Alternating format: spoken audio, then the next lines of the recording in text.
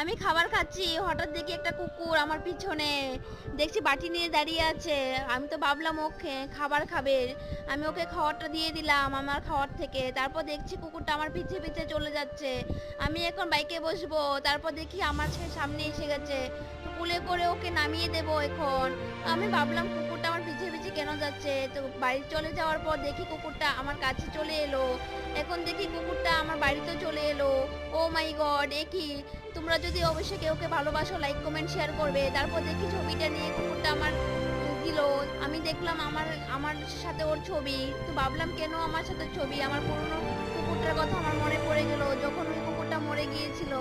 তারপর দেখি হঠাৎ আমাকে ছবিটা দেওয়ার পর ওর সাথে কত টাইম দিয়েছিলাম। এখন দেখি আমার আগের কথা পুরনো স্মৃতি সব মনে পড়ে গেল।